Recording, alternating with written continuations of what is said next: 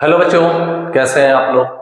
चलिए, जो हमारी सीरीज चल रही है SC Verma it means concept of physics series, target है हमारा जे मींस 2025 जनवरी अटेम्प्ट, फर्स्ट अटेम्प्ट है। तो इसका मैं पहला वीडियो अपलोड कर चुका हूं। मैंने 12th के सिलेबस से एससी वर्मा में यानी कि इलेक्ट्रोस्टैटिक्स से शुरुआत की है। पहला वीडियो हमारा इलेक्ट्रिक फील्ड एंड पोटेंशियल पर है, जिसमें मैंने लगभग 11 प्रॉब्लम सेलेक्ट की थी एससी वर्मा बुक से, और वो मैंने कल अपना एक वीडियो अपलोड किया था। तो चलिए इसी सीरीज में बढ़ते हैं आगे, और ये 40 दिनों तक हमारी सीरीज जारी रहेगी। आप अपने दोस्तों के साथ शेयर कर सकते हैं, अपनी चॉइस के क्वेश्चन दे सकते हैं, उन सबके सॉल्यूशंस आपको मिलेंगे। प्लीज अपने दोस्तों के साथ शेयर करें, जिससे कि मेरा ये वीडियो बनाना वर्दी हो और मैक्सिमम लोगों तक पहुंच सके। तो चलिए स्टार्ट करते हैं। आज का टॉपिक हमारा, जैसा कि एससी वर्मा में जिस सीक्वेंस में चैप्टर्स दिए हैं उसी सीक्वेंस पे स्टार्टिंग हो रही है। तो डे 2 में आज हमने सेलेक्ट किया है Gauss theorem and conductors. Target है हमारा जेईई मेंस 2025। इसको कुछ नीट के बच्चे भी कर सकते हैं प्रॉब्लम, बहुत बेसिक लेवल की प्रॉब्लम है और ये आपको एडवांस में भी फायदा देगी। तो लेट स्टार्ट। आज मैंने कौन कौन सी प्रॉब्लम सेलेक्ट की, प्रॉब्लम्स का नंबर पहले देख लेते हैं। Let start day 2। ये कुछ प्रॉब्लम्स हैं। प्रॉब्लम नंबर 5 प्रॉब्लम आज मैंने सेलेक्ट की है, 1, 4, 6, 15 एंड 24। 1, 4, 5, 1, 4, 6, 15, 24, 1, 4, 6, 15, 24। तो चलिए स्टार्ट करते हैं। 1, 4, 6, 15, 24।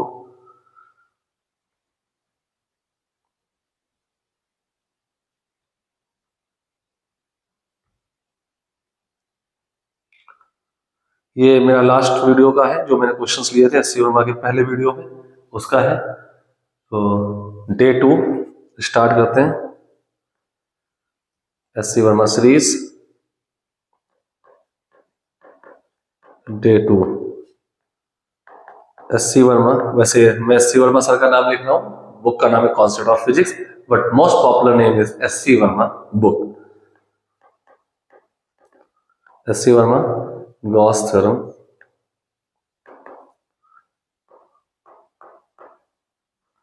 एंड कंडक्टर्स, चैप्टर 2 है डे 2 में।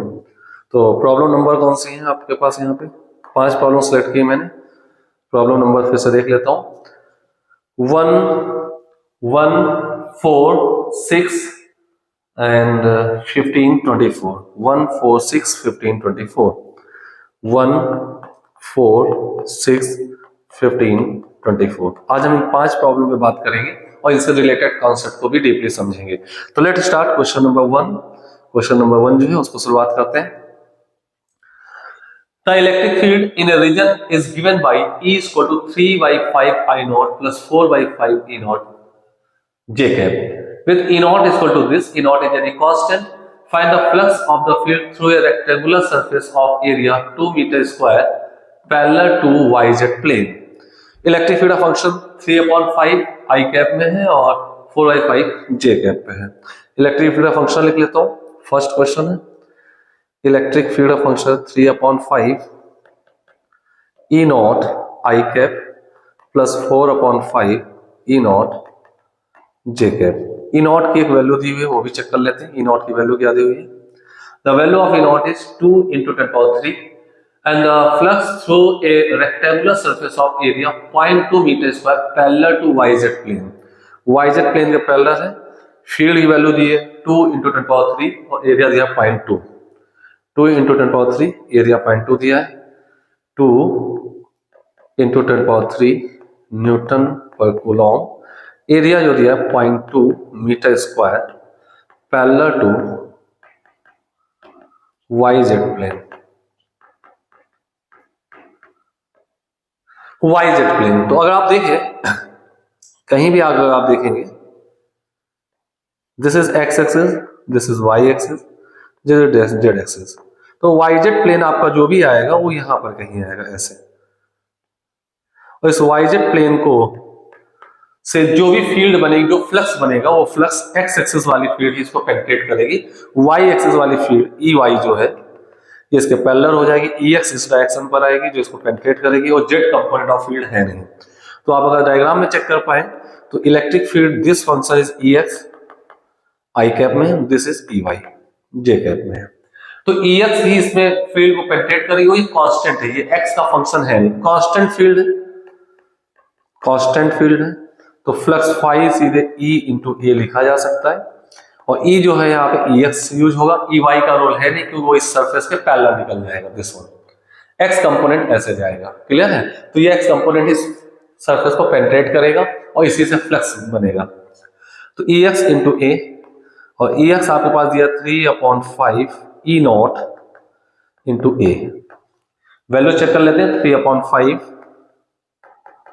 E नॉट आपके पास है 2 इंटू 10³ इंटू एरिया है 0.2, ठीक है। 3 2 जा 6 2 जा 12/5 इंटू 10⁻², ये मैंने हटा दिया, ठीक है। तो ये आपके पास हो जाएगा 2.4 इंटू 10⁻² यूनिट। उसकी यूनिट फ्लक्स है तो न्यूटन मीटर स्क्वायर पर कूलॉम होगी, हम यूनिट भी लिख सकते हैं न्यूटन मीटर स्क्वायर पर कूलॉम, ये यूनिट आ जाएगी। तो ये पहला क्वेश्चन हो जाता है, बहुत अच्छा प्रॉब्लम था। चलिए आते हैं नेक्स्ट प्रॉब्लम में, प्रॉब्लम नंबर 4। प्रॉब्लम नंबर 4 पे आ जाते हैं। 4 देखते हैं क्या कह रहा है। Problem number 4, the electric field in a region is given by, अब यहां गौर रखिए इलेक्ट्रिक फील्ड सिर्फ एक्स एक्सिस में है और ये एक्स का एक फंक्शन भी है, E not X upon L I cap. Electric field E not X upon L I cap, E दिया हुआ है E not X by L I cap, और कुछ वैल्यूज भी आपको यहां पे दी हुई है, वो वैल्यूज देख लेते हैं। 4th number, this one, the charge contained inside cubical volume bounded by the surface x is equal to 0, x is equal to a, x is equal to 0, x is equal to a, x is equal to 0, y is equal to 0, a, z में भी 0 है। E not की value दी है 5 into 10⁻3, L दिया है 2 centimetre, A दिया है 1 centimetre. E not A और L की वैल्यू मैं लिख लेता हूं, E नॉट A और L की वैल्यू, E नॉट दिया है 5 इंटू 10⁻3 न्यूटन पर कूलॉम, A दिया है 1 सेंटीमीटर और L दिया है 2 सेंटीमीटर। ये देखिए x इज इक्वल टू 0 से x is equal to a, y is equal to 0 से y is equal to a, और z इज इक्वल टू 0 से z is equal to a। यहां पर एक फ्लक्स, एक सरफेस है, देख लीजिए x 0 से y 0 से z 0 से, एक प्लेन होगा, ठीक है। तो एक क्यूबिकल वॉल्यूम है, the charge contained inside cubical volume bounded by the surface this, ठीक है, surfaces this, take E naught is equal to 5 into 10⁻3, L 2 centimeter दिया, A 1 सेंटीमीटर दिया है, ठीक है। तो चलिए हम इसको पहले देखते हैं, ये हमारे पास क्यूब कहां पर आएगा। तो मैं एक लाइन बनाता हूं, 3D डायग्राम, जरा ध्यान से देखिएगा, this one,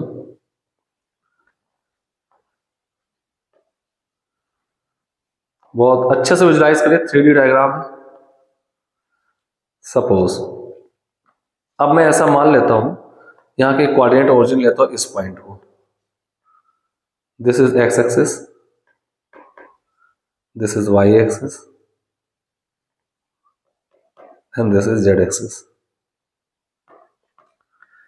x Y Z axis हो गई। अगर यहां पे मैं coordinate X equal to A ले लूं तो एक्स इक्वल टू 0 से ए तक ये हो जाएगा, ये y इक्वल टू 0 भी यही पॉइंट होगा, z इक्वल टू 0 भी यही पॉइंट होगा, and this point is z equal to a and this point is y equal to a। तो ये आपके पास एक क्यूब बना दिख रहा है, इस क्यूब के अंदर इनक्लोज चार्ज चाहिए। इनक्लोज चार्ज निकालने का तरीका होता है गॉस थ्योरम से, फाई इक्वल टू होता है 1/ε0 टाइम्स ऑफ q इनक्लोज्ड। अब q इनक्लोज हमें निकालना है, q इनक्लोज्ड तो आपके पास आएगा ε0 टाइम्स ऑफ फाई। अब आपको इस क्यूब से पास होने वाला फ्लक्स चाहिए, इस क्यूब से पास होने वाला फ्लक्स चाहिए। तो अब गॉस देखेंगे फ्लक्स कैसे निकलेगा। इलेक्ट्रिक फील्ड की डायरेक्शन जो है ये आई कैप में, it means electric field is purely directed around this side, electric field, और ये इलेक्ट्रिक फील्ड कांस्टेंट नहीं है, ठीक है, this electric field is not constant. तो ये इन दो सरफेस को पेनिट्रेट करेगा, मैं नेमिंग कर दूं A B C D E F G H, ठीक है। तो आप देख पा रहे हैं ये वॉल होगी, वाईजेड प्लेन में, तो इलेक्ट्रिक फील्ड एक्स एक्सिस में, इसके पहले प्रॉब्लम में भी ऐसा था, इलेक्ट्रिक फील्ड एक्स में थी तो वाईजेड सरफेस को ही पेनिट्रेट कर सकती है। तो वाईजेड सरफेस जो होंगे आपके पास A B H G, A B H G, इसका एक्स कोऑर्डिनेट इन सारे का 0 है। और दूसरा हमारे पास सरफेस है C B C E F, B C E F, B C E F, इन सबका एक्स कोऑर्डिनेट एक इक्वल है, ये दो है।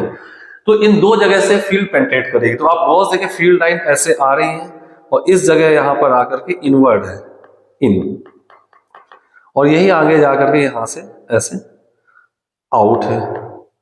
तो आप पता है इनवर्ड फ्लक्स जो होता है वो निगेटिव काउंट होता है और आउटवर्ड फ्लक्स जो होता है वो पॉजिटिव काउंट होता है। इस बात को ध्यान दीजिएगा, इनवर्ड फ्लक्स जो है नेगेटिव काउंट होगा in the case of close surface और आउटवर्ड फ्लक्स पॉजिटिव काउंट होगा। उसका रीजन भी बता देता हूं, उस रीजन को भी देखिएगा। In the case of close surface जो एरिया वेक्टर होता है हमेशा आउटवर्ड दिया जाता है, एरिया वेक्टर, यहाँ थीटा 0 बन जाएगा तो पॉजिटिव हो गया, और इसका एरिया वेक्टर भी यहां से आउट दिया जाएगा तो ये थीटा यहाँ पे 180 बन जाएगा, तो यहाँ पे फ्लक्स नेगेटिव काउंट हो जाएगा। ये देखिए आउटवर्ड, इस जगह से एरिया वेक्टर ऐसे दिया जाएगा, यहाँ पे इस जगह से एरिया वेक्टर आउटवर्ड ऐसे दिया जाएगा, एंड सो ऑन। ठीक है, तो आप देखें, तो पहले हम बात करते हैं इस सरफेस पे, A D H G surface पे, इसका एक्स कोऑर्डिनेट 0 है, इलेक्ट्रिक फील्ड का फंक्शन हमारे पास ही है, तो यहाँ पे इलेक्ट्रिक फील्ड की वैल्यू आ जाएगी 0। क्यों? क्योंकि एक्स कोऑर्डिनेट 0, एक्स 0 करें तो पूरा फंक्शन 0 हो जाएगा, 0 हो गया। तो इस सरफेस से वैसे भी कोई फ्लक्स नहीं होगा, 0 होगा, अगर होती कोई वैल्यू तो नेगेटिव फ्लक्स मिलता। ठीक है, अब बात करते हैं इस सरफेस की, इसका नाम है B C F G surface पे, B C F G surface पे एक्स की वैल्यू ए है, तो इलेक्ट्रिक फील्ड की जो वैल्यू आएगी, फंक्शन जो आएगा, इस पे रखें E naught A by M, तो E naught A by L. अब E naught A by L आ गया, तो यहां पे वैल्यूज चेक कर लेते हैं। E equal to E naught आपके पास कितना दिया है 5 × 10⁻³ 5 × 10⁻³ न्यूटन पर कूलॉम है। मैं यूनिट लिख देता हूं तो यहाँ मिस्टेक होने के चांस रहते हैं। और ए 1 सेंटीमीटर, एल 2 सेंटीमीटर, वैसे मैं सोच रहा था इसको कन्वर्ट करूं, बट ए 1 सेंटीमीटर है और एल 2 सेंटीमीटर, तो ये दोनों ही कैंसिल हो जाए सेंटीमीटर, तो 1/2 होगा। तो आप पास वैल्यू आ गई 5/2 × 10⁻³ न्यूटन पर कूलॉम। ये आपके पास इलेक्ट्रिक फील्ड वैल्यू आ गई इस सरफेस पर। ठीक है, अब ये आउटवर्ड और फ्लक्स भी पॉजिटिव होगा। एरिया कितना दिया आपके पास, एरिया कितना दिया है, हाँ गॉस देखें, तो ये साइड लेंथ आपके पास कितनी होगी ए, सारी ए साइड का क्यूब है ये, तो this side length is a. मैं इसको अलग कल डायग्राम बनाऊं, देखिएगा, this one, this side length is A and this is also a, तो स्क्वायर है ए साइड का, तो इसका एरिया आपके पास आ जाएगा ए स्क्वायर। तो एरिया आपके पास आ जाएगा यहाँ पे ए स्क्वायर, और ए आपके पास कितना है 1 सेंटीमीटर है, तो 1 का स्क्वायर और सेंटीमीटर 10⁻² का भी स्क्वायर हो जाएगा, 10⁻⁴। एरिया इतना आ चुका है। तो आप पास फ्लक्स, पास नेट फ्लक्स जो आएगा that is only from one surface and name of the surface is BCEF and this becomes E into A directly, positive flux होगा 5/2 × 10⁻³ × 10⁻⁴। It means 2.5 × 10⁻⁻1, इसमें 0.25 यूनिट फ्लक्स है, इसमें न्यूटन मीटर स्क्वायर पर Coulomb.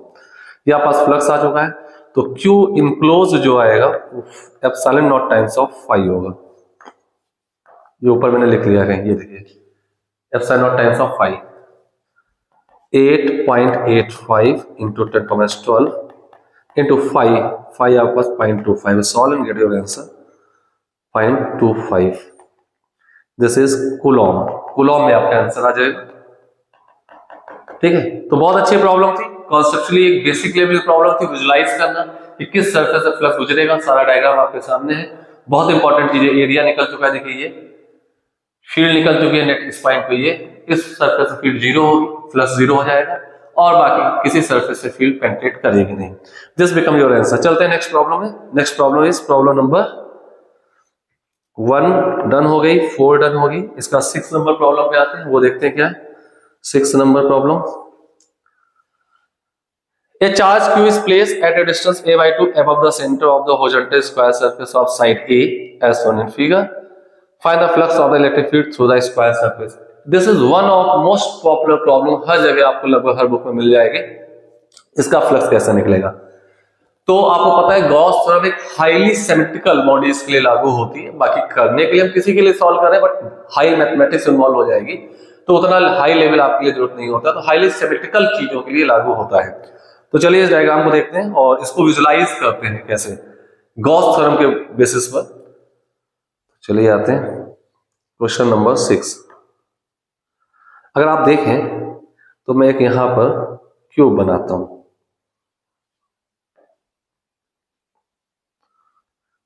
Sorry,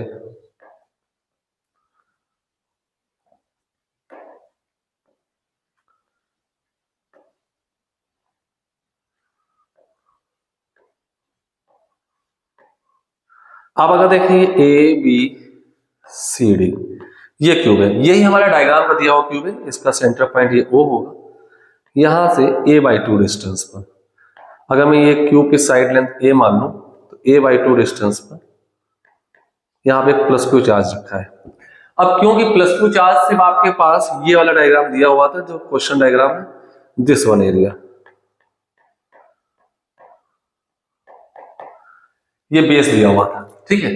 अब आपको सिर्फ ये base दिया है इसके सेंटर से a बाई 2 डिस्टेंस पे, यानी कि अगर इसको मैं ऐसे एक बेस रखा हुआ था इस टाइप से, दिस वन, ये एक बेस था, इसका सेंटर से a बाई 2 डिस्टेंस पे चार्ज रखा हुआ था। अब मैं ऐसे यहाँ पे 6 सरफेस खड़े कर दूं, ठीक है। Number 1 is this, number 2 is this, number 3 this, number 4 this and number 5 this, इस टाइप से मैं खड़ा कर दूं। आप देख पा रहे हैं S C. Verma ji, concept of physics, right. तो ये कवर्ड हो जाएगा और गॉस थ्योरम क्लोज सरफेस पे लागू होती है। तो मैं एक सरफेस के साथ साथ 5 और surface, 4 walls and 1 ceiling, 5 surface खड़े कर दिए तो ये क्लोज हो चुका है। तो आप ये, और ये क्यों सिमेट्रिकली प्लेस्ड है, सेंटर पर है, तो नेट फ्लक्स जो आएगा वो आ जाएगा Q by epsilon naught as पर गॉसेस थ्योरम फ्रॉम क्यूब। ये क्यूब से, क्यूब मीन्स 6 फेसेस, 6 फेस से। अब हमें एक फेस से निकाला सिर्फ बॉटम बेस से, तो 5 from each face, symmetrically placed है, हर एक से सेम फ्लक्स जाएगा तो 1/6 टाइम्स हो जाए, तो 1/6 times of Q by epsilon not and that becomes your answer. 6 number complete होता है। नेक्स्ट आते हैं, अगला क्वेश्चन नंबर कौन सा है? नेक्स्ट इज 15 नंबर, ध्यान से पढ़िए।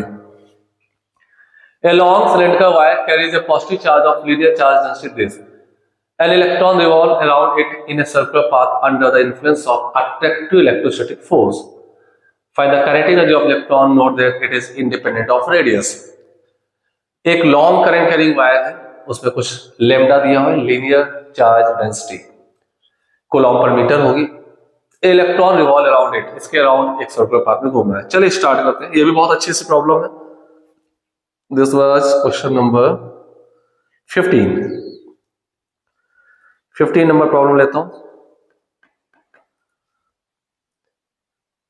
ये आपके पास एक वायर है, इन्फिनिटी एक्सटेंडेड वायर है,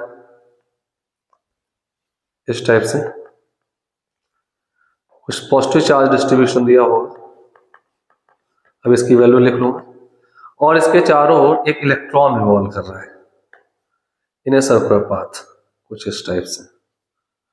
इसको चाहे तो थोड़ा सा 3D व्यू भी दे सकते हैं।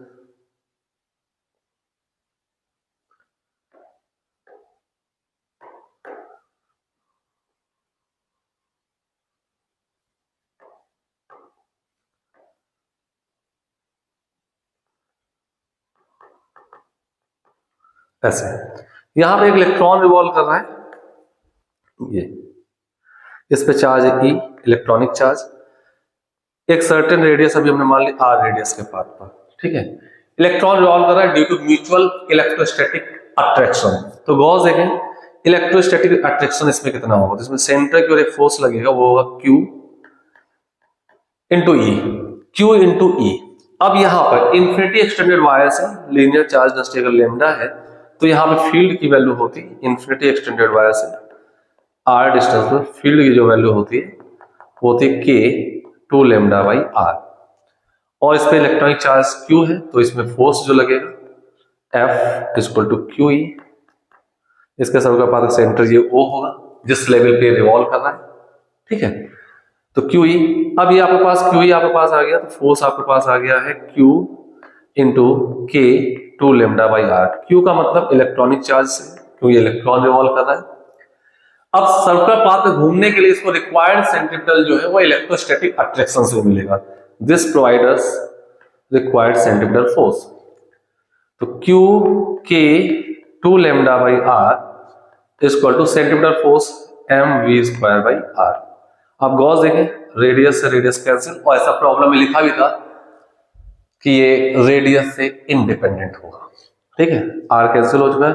अब हमें काइनेटिक एनर्जी ऑफ इलेक्ट्रॉन चाहिए, तो काइनेटिक एनर्जी ऑफ इलेक्ट्रॉन निकालने के लिए मैं यहाँ जुगाड़ करता हूँ 1/2 का यहाँ पे और 1/2 का यहाँ पे मल्टीप्लाई कर देता हूँ। तो गॉस देखिए, ये जो टर्म है काइनेटिक एनर्जी ऑफ इलेक्ट्रॉन बन जाता है। तो काइनेटिक एनर्जी ऑफ इलेक्ट्रॉन, अब यहाँ से ये 2 कैंसिल हो जाएगा, वो कितना आ गया क्यू के लेमडा।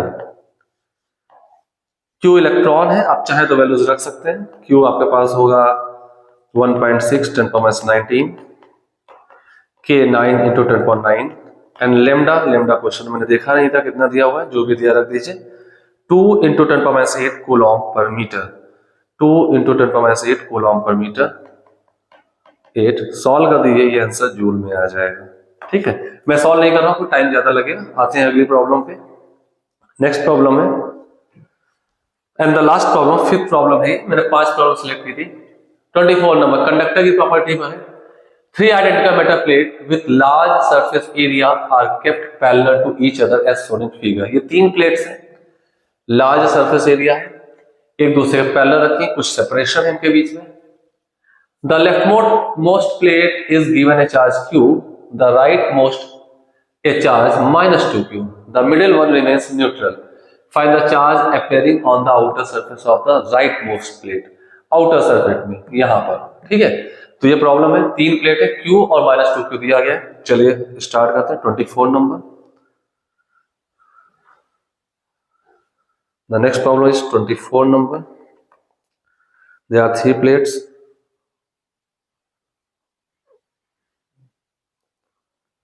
1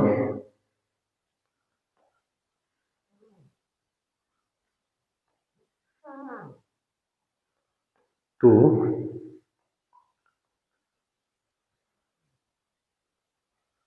गलत हो गया,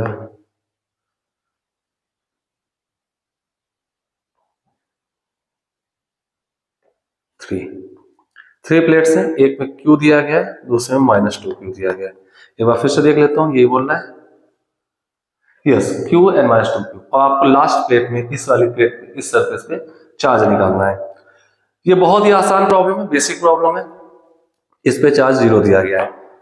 देयर आर 6 फेसेस, 1 2 3 4 5 6। ये कंडक्टर की प्रॉपर्टी है, इस पे मैं पूरा एक वीडियो बनाऊंगा किसी दिन। कंडक्टर में बहुत अच्छे केस प्रॉब्लम आते हैं, not in only JEE mains, JEE advance में भी। एक लॉन्ग वीडियो होगा, लगभग कम से कम 2 घंटे का वीडियो जाएगा, और उससे ज्यादा भी हो सकता है अगर मैं प्रॉब्लम लूँ तो अगर आपको जरूरत हो तो एक बार कमेंट में जरूर बताइएगा। तो मैं इस पे कंप्लीट कंडक्टर पे जितनी भी प्रॉपर्टी हो सकती है, अर्थिंग का, कनेक्शंस का, ग्राउंड, और आपका 2 स्पेयर्स, 3 स्पेकर्स का, 3 प्लेट्स का, अर्थिंग, कनेक्ट, ग्राउंड और कनेक्शन एक साथ, बहुत मिसलेनियस प्रॉपर्टीज हैं। तो उस पर 2 से 3 घंटे वीडियो जा सकता है। फिर भी मैं इस प्रॉब्लम में बात करूं, यहाँ पे कोई अर्थिंग नहीं है और कोई आपस में कनेक्शन नहीं है, आइसोलेटेड प्लेट्स हैं, ठीक है, बट एक दूसरे से इंटरेक्ट कर रहे हैं, कनेक्शन नहीं है और अर्थिंग नहीं है। हर एक प्लेट का चार्ज कंजर्व होगा, इसमें कोई डाउट नहीं है। तो law of conservation of Q valid है फॉर ईच प्लेट, ठीक है। अब इसमें कॉन्सेप्ट ये होता है कि आउटर सरफेस 1 and 6, ऐसा नहीं है कि यहाँ पे 3 प्लेट, अगर 4 होती तो फर्स्ट एंड फोर्थ आउटर होता, जो भी आउटर होता। 8 प्लेट, यहाँ पे 4 प्लेट होती तो फर्स्ट एंड एल्थ सरफेस आउटर सरफेस होता। जो भी 2 आउटर सरफेस है, इन दोनों पे जो चार्ज आता है वो सिस्टम में दिए गए नेट चार्ज का हाफ आता है ईच प्लेट में। ईच प्लेट मतलब ईच सरफेस पे। तो सिस्टम को दिया गया टोटल चार्ज कितना है, टोटल चार्ज आप पास आ जाएगा प्लस का क्यू माइनस का 2q by 2 and that becomes minus Q by 2। ये माइनस क्यू बाई 2 आ जाएगा, यानी कि फर्स्ट में माइनस क्यू बाई 2 आएगा, सेकेंड में 6 में भी माइनस क्यू बाई 2 आएगा, minus Q by 2 and minus Q by 2। अब आपकी चॉइस है, किसी एक तरफ से चलिए, ईच ऑफ प्लेट का चार्ज कंजर्वेशन लगाते हुए चलते जाइए। तो देखिए मैं इधर से ऐसे चलता हूं left to right, minus Q by 2 इस पे टोटल क्यू होना चाहिए, तो यहां पे आएगा plus 3q by 2 second surface में, जिससे का चार्ज कंजर्वेशन लगे। ठीक है, अब एक कॉन्सेप्ट और होता है कि फेसिंग सरफेस जो है उनमें हमेशा इक्वल और अपोजिट चार्ज आता है। तो इस वाले सरफेस में कितना चार्ज आएगा, थर्ड वाले पे सेम जो ये आया प्लस 3q बाई 2 उसका सेम आएगा माइनस 3q बाई 2। अब इसमें माइनस 3q बाई 2 आ चुका है और ये न्यूट्रल प्लेट थी, तो इस पर नेट चार्ज 0 होना चाहिए, कंजर्वेशन लगाइए, तो इस वाले में आएगा प्लस 3q बाई 2। अब इसमें प्लस 3q बाई 2 आ चुका, तो यहाँ कितना आएगा माइनस 3q बाई 2, इस वाले में फिफ्थ पे माइनस 3q बाई 2। अब ये माइनस 3q बाई 2 और ये माइनस q बाई 2 दोनों ऐड कर लीजिए, माइनस 4q बाई 2 इसमें माइनस 2q, ये वैलिड हो जाएगा and then this become your answer जो आपने पूछा था 6th सरफेस पे, तो ये आपका नेट चार्ज ये आ जाएगा। तो ऐसे n नंबर ऑफ प्लेट भी रखी हूं, तो आप सबको दिए गए चार्ज को भी साइन ऐड कर लीजिए और वो चार्ज एक्सट्रीम आउटर सरफेस जो कि यहाँ फर्स्ट और 6th दिख रहे हैं उनमें इक्वली डिस्ट्रीब्यूट कर दीजिए और ईच ऑफ प्लेट के लिए चार्ज कंजर्वेशन लगाते चले, चाहे लेफ्ट से राइट या राइट से लेफ्ट, और आपके सारे आंसर मिल जाते हैं। तो ये था हमारा आज का वीडियो, जो एक बहुत छोटा सा चैप्टर था ये ग्रॉस थ्योरम। इसमें एक कंडक्टर की प्रॉपर्टी बहुत अच्छी होती है, एडवांस के लिए बहुत इंपॉर्टेंस रखती है। तो इस टाइप से प्रॉब्लम मैंने आपको यहाँ जो बताई है 5 प्रॉब्लम, और इसमें टोटल 24 प्रॉब्लम थी, 5 मैंने सिलेक्ट किए, कुछ अच्छे कॉन्सेप्ट आपको सिखा सकूं। अगला वीडियो जो मेरा आने वाला है वो कैपेसिटेंस एंड कैपेसिटर्स पे आने वाला है, जो कि एस सी वर्मा जी का 3rd चैप्टर है। तो stay tune, keep on watching. 40 days तक लगातार ये सीरीज चलेगी और मैं एस सी वर्मा के लगभग दोनों बुक्स के 11th और 12th के अच्छे क्वेश्चंस कराऊंगा। इन बिटवीन आपको लगता है कि आपको कुछ ऐसे कॉन्सेप्ट चाहिए या किसी पर्टिकुलर चैप्टर में कोई अच्छा क्वेश्चन छूट गया है जो आपको नहीं आता, जिसका कॉन्सेप्ट समझना चाहते हैं, तो कमेंट में मुझे जरूर बताएं और आप अपने सभी दोस्तों के साथ इसको शेयर करें, जिससे मेरा ये एफर्ट मैक्सिमम लोगों के साथ पहुंच सके। Okay, wait for tomorrow, keep on watching, thank you.